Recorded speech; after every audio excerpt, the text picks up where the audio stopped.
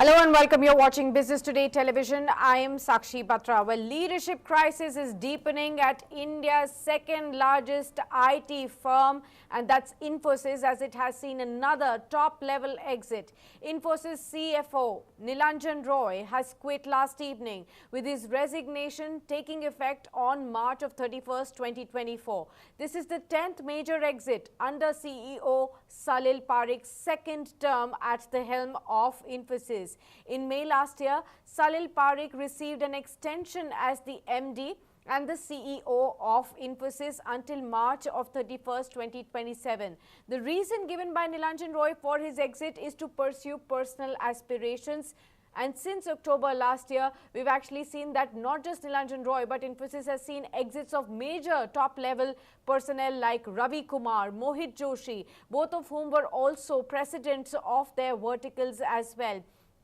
Gopi Krishnan, also SVB and head of ERD, Richard Lobo, who was the EVP and head HR, Narsimha Rao, the EVP and head of Cloud and Infra, among others, have all quit in the recent past from Infosys from top level.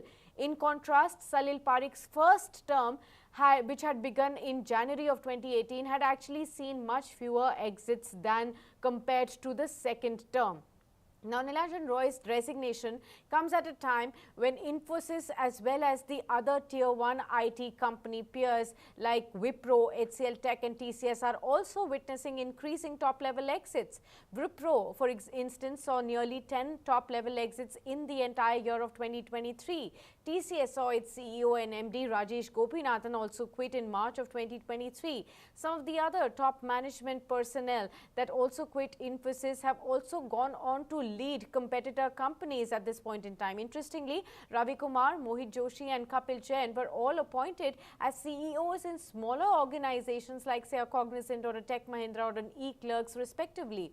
Now, Infosys, meanwhile, has now also come out with a news report saying that they have decided to make 3-day work from office mandatory. Remember, this move follows the poor return to office numbers so far, and also founder Narayana Murthy's call for youngsters to work 70 hours a week and his focus on productivity on the business front as well. What we have seen is that Infosys is currently braving macroeconomic uncertainties and has also been very cautious on the demand environment as well.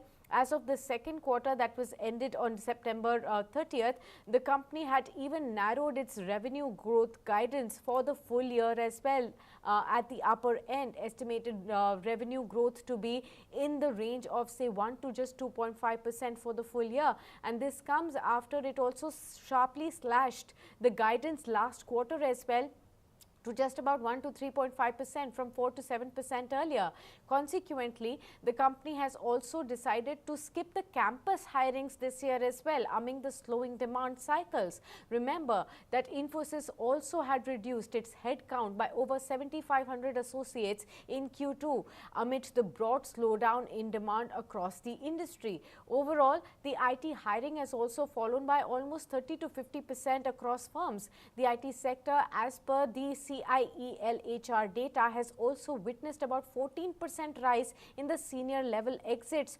What does the rise in the top level exits really mean for the stock of these companies now? But, well, a knee-jerk reaction has already been witnessed on Infosys shares, both in the ADR shares as well as the domestic listed stocks of the firm as well. However, brokerage firm Morgan Stanley believes that the resignation of Nilanjan Roy as the CFO was unanticipated, and this could definitely weigh on the stock sentiment in the light of the past senior exits as well. However, brokerage house also believes that it expects the transition to be a smooth one, because the deputy CFO will now be replacing the CFO from within the organization, and therefore a long-term impact is ruled out. Morgan Stanley, however, still remains overweight on Infosys with a target price of 1,600 rupees. Brokerage firm Kotak, in a note also which was dated on October 12th, had written that while senior level departures are quite common, the surprising element is the bunching up of the exits in a short period of time. The two aspects which will be important to watch out for Kotak are some senior leaders that departed recently may tap into the Infosys talent pool and may impact on the existing business due to the departure of key leaders holding key accounts as well. So that's as far as a key risk that's been pointed out by Kotak. Now, out of the 45 analysts that actually track Infosys as a stock, 21 continue to have a buy recommendation on the stock, 16 have a hold rating, while 8 of them have a sell rating. So the buy-sell ratio is also skewed towards the buy rating despite this kind of a move that we have been seeing. But definitely this situation of top-level exits continues to bother Infosys even now.